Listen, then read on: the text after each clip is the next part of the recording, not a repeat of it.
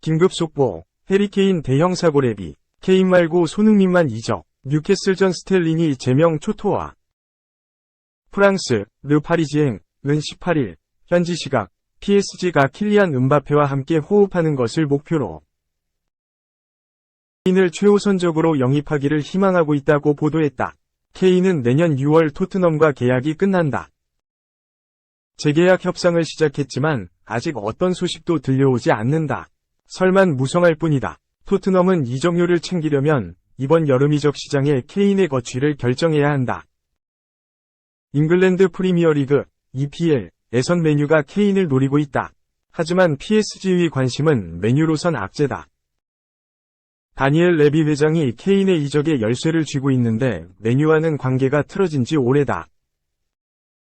2008년 디미타르 베르바토프가 토트넘에서 맨유로 이적하는 과정에서 잡음이 있었다. 맨유는 이후 토트넘에서 활약한 루카 모드리치, 가레스 베일 등을 노렸지만 현실이 되지 않았다. PSG라면 레비 회장이 다른 선택을 할 수 있다.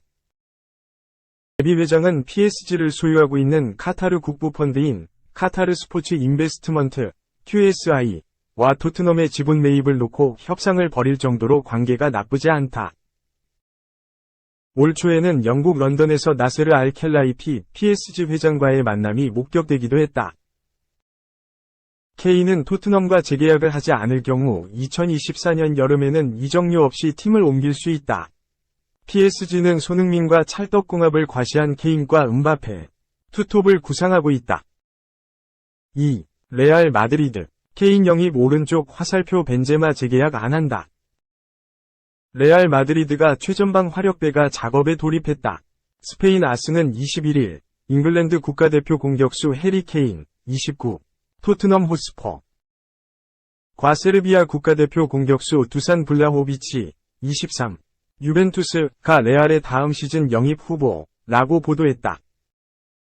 매체에 따르면 레알은 다음 시즌을 앞두고 B팀에서 우루과이 국가대표 공격수인 알바로 로드리게스, 18위 A팀 승격을 결정했다.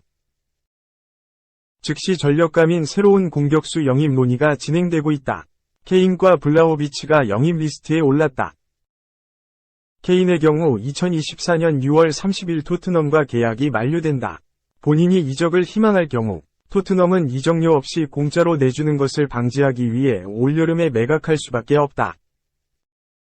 이전 상황과 비교했을 때 레알이 케인을 영입하는 건 어려운 일이 아니다. 토트넘은 1억 유로, 1,408억 원, 위 이적료를 설정했다. 이 거래가 성사될 경우 카림 벤제마와 공존이 힘들기 때문에 오는 6월 30일 계약이 끝나는 벤제마와 재계약을 하지 않아야 한다고 강조했다. 블라호비치의 소속팀인 유벤투스는 분식 회계 징계 철퇴로 이번 시즌 승점 15점 삭감 징계를 받았다. 재정 문제도 있다. 올여름에 선수를 매각할 가능성이 크다. 실제로 올겨울 이적 시장에서 움직임에 들어갔고 맨체스터 유나이티드의 1억 유로 물결표 1억 2천만 유로, 약 1,690억 원로 판매할 예정이었지만 최종 협상이 결렬됐다. 케인과 달리 블라호비치는 벤제마와 공존이 충분하다고 내부에서 평가한 것으로 알려졌다. 3. 짝사랑이 아니다? 첼시 사령탑 후보로 급부상. 포체티노도 첼시 좋아해. 첼시는 마우리시오 포체티노 감독을 차기 사령탑 후보로 고려하고 있는 것으로 보인다. 또한 포체티노 감독 역시 첼시를 좋아한다는 주장이 제기됐다. 첼시 소식에 정통한 나단 기신 기자는 21일 한국 시간 자신의 SNS를 통해 율리안 나겔스만 감독은 첼시 차기 사령탑 선임 경쟁에서 물러났다. 원래 그가 주요 목표였다면서 포체티노 감독은 오랫동안 첼시가 동경했던 인물이며 토마스 투엘 감독이 떠났을 때도 후임으로 거론된 바 있다고 전했다. 그러면서 기싱은 포체티노 감독 역시 첼시를 좋아한다고 덧붙였다. 첼시는 올 시즌 초반 그레이엄 포터 감독은 선임했다. 토마스 투엘 감독 체제로 시즌 스타트를 끊었지만 갑작스럽게 사령탑 교체를 단행했다. 예상치 못한 변화였음에도 첼시는 새로운 수장 밑에서 나쁘지 않은 성적을 거뒀다. 포터 감독 부임 초기 첼시는 9경기 6승 3무 무패를 달렸다. 하지만 얼마 지나지 않아 위기가 시작됐다. 특히 2023년 들어 2월 동안 공식전 11경기에서 단 1승에 그치는 등 심각한 부진을 겪었다. 첼시는 포터 감독에게 힘을 실어주기 위해 1월 이적 시장에서 대대적인 전력 보강을 단행했다. 당시 첼시는 엔조 페르난데스, 미하일로 무드리크, 주앙 펠릭스, 베누아 바디아실, 노니 마두에케 등 공수 전반에 걸쳐 많은 선수들을 영입했다. 이들을 데려오는데 총 3억 유로, 약 4,391억 원 가량의 거액을 사용했다. 그럼에도 불구하고 기대 이하의 성적이 이어지자 첼시는 포터 감독과의 결별을 택했다. 우선 첼시는 프랭크 램파드 임시감독 체제로 올 시즌을 마무리할 예정이다. 그리고 새 시즌을 앞두고 정식 사령탑을 선임할 계획이다. 당초 바이에른 뮌헨을 이끌었던 나겔스만 감독이 유력 후보로 거론됐지만 현재는 가능성이 낮아졌다. 오히려 포체티노 감독이 후보로 급부상했다. 포체티노 감독은 2013년 사우샘프턴 지휘봉을 잡으며 잉글랜드 무대에 첫 발을 들였다. 그리고 지도력을 입증하며 토트넘 호스퍼에 부임했다. 해리 케인, 델레 알리, 손흥민 등 잠재력을 갖춘 선수들을 발굴해 세계적인 수준으로 끌어올렸다. 또한 토트넘은 포체티노 감독 지도 아래 꾸준하게 유럽 축구연맹, 우에파, 챔피언스리그, UCL 진출 티켓을 따내는 팀으로 변모했다. 2018-19 시즌에는 토트넘 구단 역사상 첫 UCL 결승 진출을 달성하기도 했다. 하지만 이듬해 성적 부진으로 경질됐고 파리 생제르맹, PSG를 거쳐 현재는 쉬고 있다.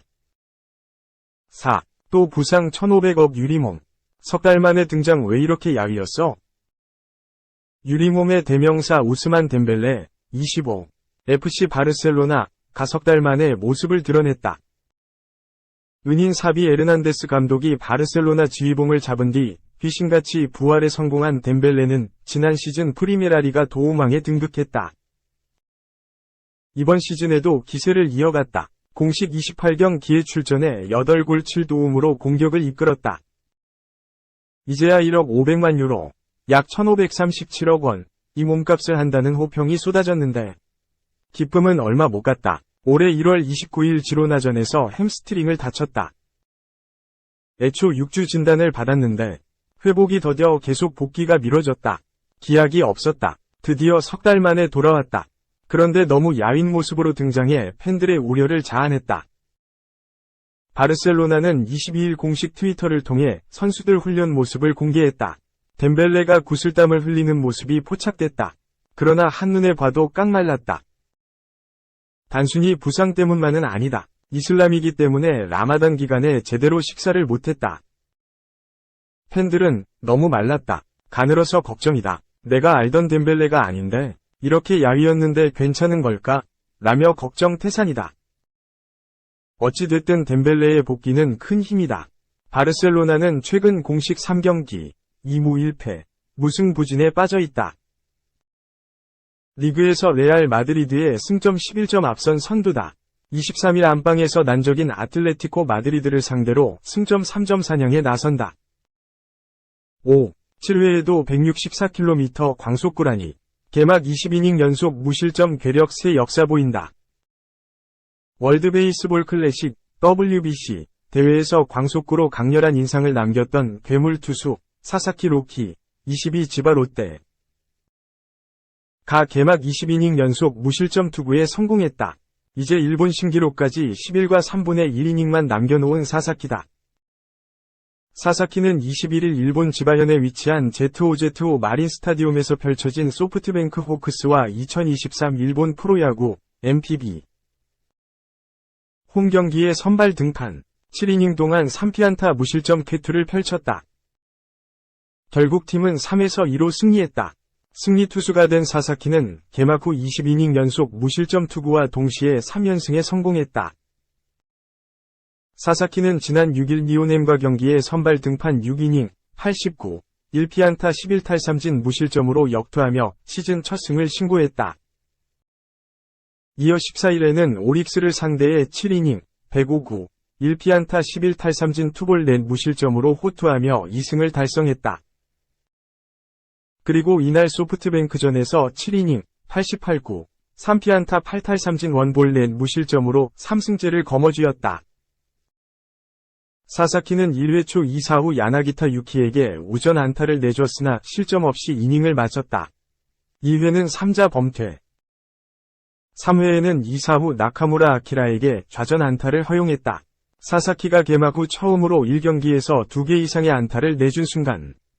그러나 후속 곤도 켄스케를 삼진 처리했다. 4회와 5회 모두 3자 범퇴. 6회에는 2사 후 곤도가 볼넷 출루에 성공했으나 후속타가 터지지 않았다. 그리고 7회.